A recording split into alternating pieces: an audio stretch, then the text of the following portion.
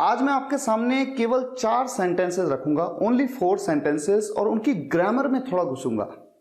वैसे तो देखिए, स्पीकिंग के लिए ग्रामर, बहुत अच्छी ग्रामर आना बहुत जरूरी नहीं है, लेकिन अगर आप एक टीचर हैं, ट्यूटर हैं, कॉम्पिटिटिव एग्जाम्स की तैयारी कर रहे हैं या फिर 10th 12th के स्टूडेंट हैं, तो ग्रामर आपके लिए इंपॉर्टेंट है।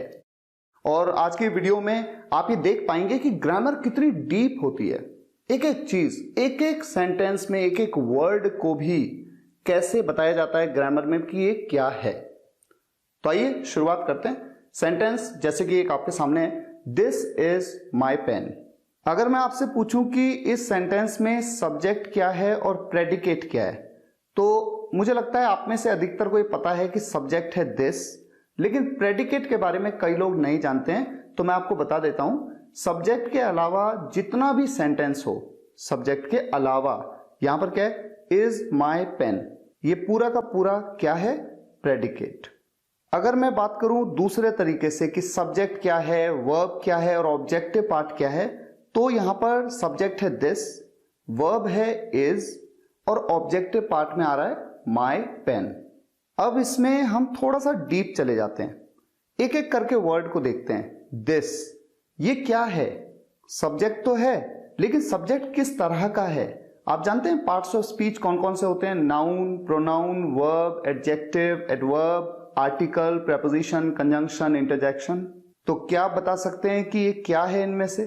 चलिए मैं आपको बता देता हूं। दिस एक प्रोनाउन है। ये बात भी वैसे तो कईयों को पता होगी। अब अगर मैं आपसे पूछूं कि प्रोनाउन तो ये है, लेकिन किस कैटेगरी का प्रोनाउन है, तो क्या आप बता सकते हैं? अगर आप सोचने के लिए थोड़ा टाइम चाहते हैं तो वीडियो को पॉज कर लीजिए, फिर सोचिए, क्योंकि ग्रामर अगर आप सीख रहे हैं तो आपको बेसिक जानकारी होनी चाहिए। ये एक डेमोन्स्ट्रेटिव प्रोनाउन है। डेमोन्स्ट्रेटिव प्रोनाउन कौन कौन से होते हैं? This, that, these, those. तो क्या है ये? एक डेमोन्स्ट्रेटिव प्रोनाउन। अब आ जाते हैं इज पे। इज क्या है? क्या ये हेल्पिंग वर्ब है? बिल्कुल नहीं, ये हेल्पिंग वर्ब नहीं है। क्यों नहीं है? क्योंकि ये सेंटेंस तो टेंस का सेंटेंस है ही नहीं। टेंस के सेंटेंस तो वो होते हैं जहां पर सब्जेक्ट किसी काम को कर रहा है, करता है, करेगा, कर चुका है, इस तरह से बताया गया हो। जैसे मान लीजिए मैं कहूं ही इज प्लेइंग, वो खेल रहा है, ही इज प्लेइंग, तो यहां पर सब्जेक्ट है ही, हेल्पिंग वर्ब है इज। क्यों है हेल्पिंग वर्ब? क्योंकि वो हेल्प कर रही है ये बताने में कि सब्जेक्ट किस काम को परफॉर्म कर रहा है। यहां पर मेन काम क्या है? खेलना, यानी प्ले। तो मेन वर्ब है प्ले, हेल्पिंग वर्ब है इज। तो ऐसे सेंटेंसेस जो किसी टेंस में हो, उनमें तो इज, एम, आर, वॉज, वर ये होती है हेल्पिंग वर्ब। लेकिन यहां पर जो मेरा सेंटेंस है दिस इज माई पेन, यहां पर सब्जेक्ट किसी काम को कर रहा है, करता है, ऐसा कुछ नहीं बताया गया, इसलिए यहां पर जो इज है यही इस सेंटेंस की क्या है? Main verb. अब अगर मैं थोड़ा सा और डीप चले जाऊं ग्रामर में और मैं आपसे कहूं कि क्या इस वर्ब को किसी और नाम से भी जाना जाता है, तो आपको कहना चाहिए कि हाँ जाना जाता है। इसे कहा जाता है लिंकिंग वर्ब। अच्छा, अब देखिए पेन। पेन क्या है? आप में से अधिकतर जानते भी होंगे। पेन किसी चीज का नाम है, तो ये एक नाउन है। लेकिन अगर मैं आपसे पूछूं कि किस तरह का नाउन है, क्योंकि नाउन तो प्रॉपर होता है, कॉमन होता है, मटीरियल, कलेक्टिव, एब्स्ट्रैक्ट, तो सही आंसर है कि ये एक कॉमन नाउन है। अच्छा, यहां पर माय क्या है? ये आ रहा है पेन से तुरंत पहले। पेन एक नाउन है। एक नाउन से तुरंत पहले अगर कोई वर्ड आता है और वो वर्ड उस नाउन के बारे में कुछ एडिशनल इंफॉर्मेशन देता है, एक्स्ट्रा इंफॉर्मेशन देता है, तो वो क्या कहलाता है? एडजेक्टिव। अच्छा, यहां पर ये एडिशनल इंफॉर्मेशन क्या दे रहा है, जरा सोचिए। दिस इज माई पेन, ये मेरा पेन है। मतलब ये पेन तो है, ये तो बता दिया कि ये पेन है, लेकिन पेन किसका है? मेरा है, तुम्हारा है, राहुल का है, अंकित का है, राम का है, राकेश का है, ये किसका है? तो एक एक्स्ट्रा इंफॉर्मेशन दी इसने कि ये मेरा है। तो ये वर्ड माय एक एडजेक्टिव है। और अगर मैं आपसे पूछूं कि ये किस कैटेगरी का एडजेक्टिव है, तो अगर आपको ग्रामर का डीप नॉलेज है तो आप कहेंगे कि ये एक पजेसिव एडजेक्टिव है। तो आपने देखा कि ग्रामर कितनी इंटरेस्टिंग है। एक एक वर्ड को आप बता सकते हैं कि ये क्या है।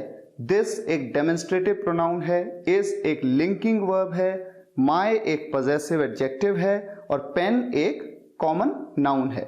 अब इसी तरह का एक सेंटेंस और मैं आपके सामने रखता हूं, दिस पेन इज माइन। तो पहला सेंटेंस था दिस इज माय पेन, ये मेरा पेन है, और ये सेंटेंस थोड़ा सा डिफरेंट है, दिस पेन इज माइन, ये पेन मेरा है। यहां पर सब्जेक्ट है दिस पेन और प्रेडिकेट क्या है, इज माइन। ये पूरा क्या है, प्रेडिकेट है। दूसरे शब्दों में कहूं तो दिस पेन मेरा सब्जेक्ट है, इज मेरी मेन वर्ब है, और माइन क्या है, मेरा ऑब्जेक्टिव पार्ट है।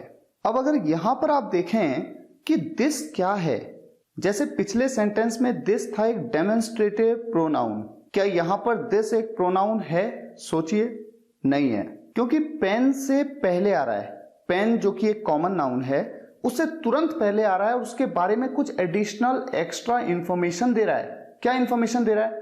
पेन तो है, लेकिन ये पेन, वो पेन नहीं, वो वाला पेन नहीं, ये पेन, दिस पेन।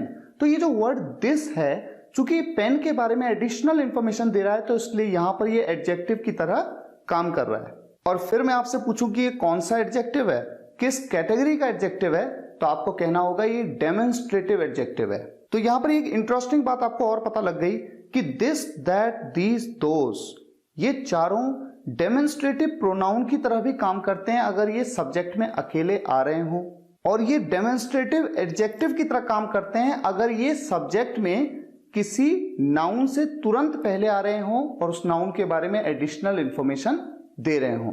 तो कुल मिला के यहां पर दिस क्या है, एडजेक्टिव है, डेमोन्स्ट्रेटिव। और पेन तो एक कॉमन नाउन है, आप जानते हैं। इज एक लिंकिंग वर्ब है, जैसा मैं ऑलरेडी बता चुका हूं। अब देखते हैं कि माइन क्या है। तो यहां पर मैं आपको बता दूं माइन क्या है, एक पजेसिव प्रोनाउन।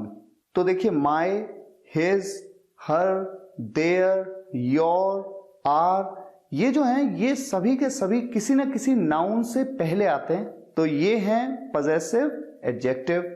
और mine, his, hers, theirs, yours, ours, ये सभी क्या होते हैं, पजेसिव प्रोनाउन।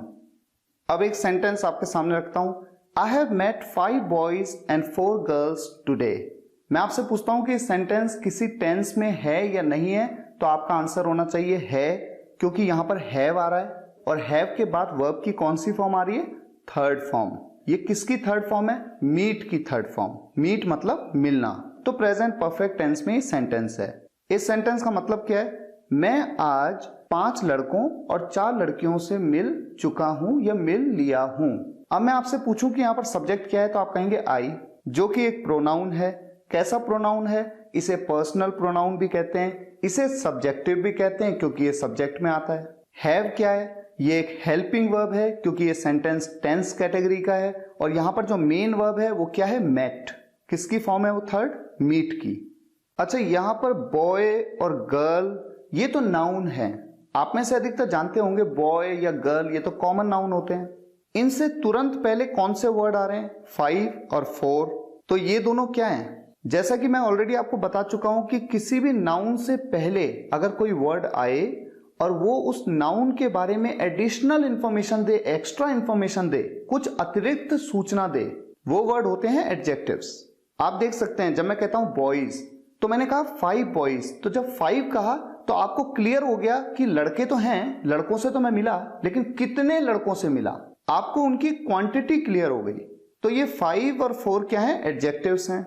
इनको इंग्लिश ग्रामर में डिटर्मिनर्स भी कहते हैं। और डिटर्मिनर्स कितने तरह के होते हैं, आर्टिकल, डेमोन्स्ट्रेटिव, पजेसिव और क्वांटिफायर।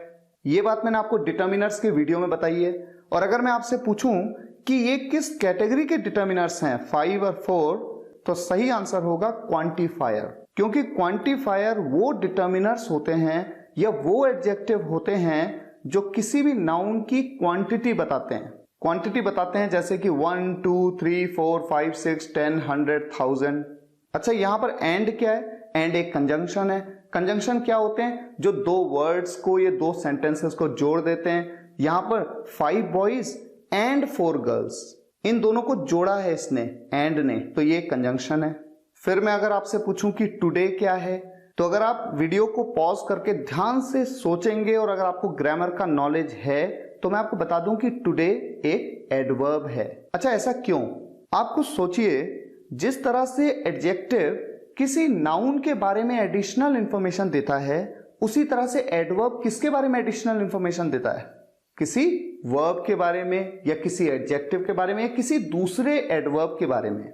यहां पर जब मैं कहता हूं टुडे, तो टुडे जो है वो मेट के बारे में एडिशनल इंफॉर्मेशन दे रहा है। क्या मतलब है, सोचिए जरा, ध्यान से सोचिए। मैं मिल चुका हूं, लेकिन कब मिला हूं? मैं मिला तो हूं, लेकिन कब मिला हूं? आज। तो मिलने का जो ये एक्शन मैंने किया, यानी जो मैंने वर्ब की, जो मैंने काम किया, जो मैंने क्रिया की, वो कब की? आज की। तो टुडे कहने से उस क्रिया के बारे में एक एडिशनल इंफॉर्मेशन पता लगी कि वो क्रिया कब हुई। तो इसलिए टुडे एक एडवर्ब है। लेकिन ऐसा नहीं है कि टुडे हमेशा एक एडवर्ब होता है। अगर मैं आपके सामने सेंटेंस रखूं today is a great day, इस सेंटेंस में तो टुडे मेरा सब्जेक्ट है। और आप में से कितने ये जानते हैं कि जब आपके सामने एक वर्ड का सब्जेक्ट होता है, जैसे यहां पर एक वर्ड का है टुडे, तो वो या तो एक नाउन हो सकता है, प्रोनाउन हो सकता है, जेरेंड हो सकता है, इन्फिनिटिव हो सकता है। इसके अलावा वो कुछ भी नहीं हो सकता है। तो यहां पर अगर आप ध्यान से सोचेंगे तो टुडे क्या है? एक नाउन। अच्छा, इस बात को वेरीफाई करने के लिए अगर आप गूगल में जाएं और आप लिखें टुडे मीनिंग इन हिंदी, अगर आप ये सर्च करें तो टुडे का क्या मतलब आया? आज। अब अगर आप ये देखें कि ये क्या है, तो आपके सामने दिख रहा है कि ये एज एन एडवर्ब भी वर्क करता है और एज अ नाउन भी। तो पहले सेंटेंस में इसने एज एन एडवर्ब वर्क किया और इस सेंटेंस में ये एज अ नाउन है। अब मैं आपके सामने एक सेंटेंस रखता हूं होमवर्क के लिए और एक क्वेश्चन आपसे पूछता हूं जिसका आंसर आपको इस वीडियो के कमेंट्स में जरूर देना है। तो सेंटेंस है, I have a friend, he is black. मेरा एक दोस्त है, वो ब्लैक है, यानी काला है। जब मैंने कहा ही, ये क्या है? प्रोनाउन है, क्योंकि ये किसके बारे में बात कर रहा है? फ्रेंड के बारे में। अब अगर मैं आपसे कह दूं कि एक फ्रेंड नहीं, मेरे 10 फ्रेंड्स हैं, I have 10 friends, they all are black. जब किसी एक की बात हो, लड़का हो तो ही, लड़की हो तो शी, एक से ज्यादा होंगे तो क्या कहेंगे? दे।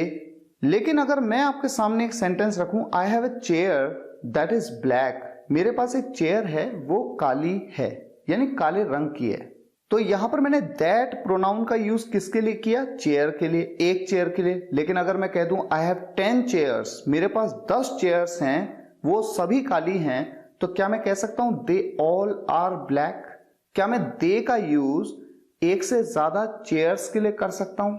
यह है आज का क्वेश्चन। वीडियो के कमेंट्स में आप जरूर बताइए कि कर सकते हैं या नहीं कर सकते। आप लिखिए यस वी कैन या फिर आप लिखिए नो वी कांट। मैं देखना चाहता हूं कि आप में से कितने लोग इस बात को जानते हैं। मुझे उम्मीद है आज के इस वीडियो से आपको कुछ नया सीखने को जरूर मिला है। अगर आपको ये वीडियो पसंद आया हो तो लाइक और शेयर जरूर करिएगा और कमेंट्स में बताइएगा कैसा लगा। Thank you so much for watching this video guys. फिर मुलाकात होगी नेक्स्ट वीडियो लेक्चर में। Take care, good bye.